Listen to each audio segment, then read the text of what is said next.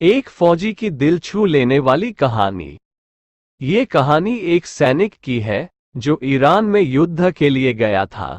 युद्ध समाप्त होने के बाद जब उसके घर लौटने की बारी आई तो उसने अपने माता पिता को कुवैत से फोन किया, माँ और पिताजी, मैं घर आ रहा हूँ, लेकिन घर आने से पहले मुझे आपसे एक बात पूछनी है। मेरा एक दोस्त है जिसे मैं अपने साथ घर लाना चाहता हूँ, क्या मैं उसे ला सकता हूँ? बिल्कुल बेटा, ये भी कोई पूछने की बात है। हमें तुम्हारे दोस्त से मिलकर बहुत खुशी होगी, माता पिता ने जवाब दिया। लेकिन पहले एक बात आप लोग जान ले, सैनिक बोलता गया, युद्ध में वह बहुत बुरी तरह घायल हो गया है। उसने एक बारूदी सुरंग पर पैर रख दिया था और उसमें उसने अपना एक हाथ और पैर गंवा दिया है। उसके पास कोई जगह नहीं है जहां वो जा सके, इसलिए मैं उसे अपने साथ रहने के लिए लाना चाहता हूं। उसकी यह बात सुनकर उसकी मां बोली, बेटा, तुम्हारे दोस्त के बारे में जानकर हमें बहुत दुख हुआ। हो सकता है हम उसके रहने के लिए कोई जगह तलाश कर सके। नहीं मां, मैं चाहता हूं कि वो हमारे साथ रहे। लेकिन बेटा, अब पिता ने कहा, तुम समझ नहीं रहे हो कि तुम क्या चाह रहे हो। इस तरह का अपाहिज व्यक्ति हमारे लिए कितना बड़ा बोझ होगा। हमारी अपनी जिंदगी है जीने के लिए और हम नहीं चाहते कि इस तरह की कोई भी परिस्थिति हमारी जिंदगी में दखल दे।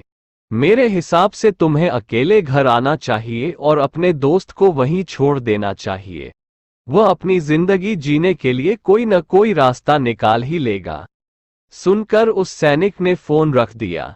कुछ दिनों बाद उसके माता पिता को कुवैत पुलिस से एक संदेश मिला जिसमें उन्हें बताया गया कि उनके बेटे की एक बिल्डिंग से गिरकर मौत हो गई है। पुलिस के हिसाब से ये एक सुसाइड केस था। दुखी माता पिता ने तुरंत ही कुवैत के लिए फ्लाइट बुक कराई और वहां पहुंच गए। वहां उन्हें शहर के मुर्दाघर ले जाया गया ताकि वे अपने बेटे की पहचान कर सके। उन्होंने उसकी पहचान कर ली, किंतु ये देखकर उनकी कंपी छूट गई कि उनके बेटे का बस एक हाथ और एक पैर था। दोस्तों, इस कहानी में जो माता पिता हैं, वे हम में से बहुत से लोगों की तरह हैं जो अपनी सुविधाओं को सबसे अधिक महत्व देते हैं। वे उन लोगों से प्यार करना या रहना या समय बिताना चाहते हैं जो दिखने में अच्छे हैं, स्वस्थ हैं या फिर जिनके साथ रहकर उन्हें मजा आता है।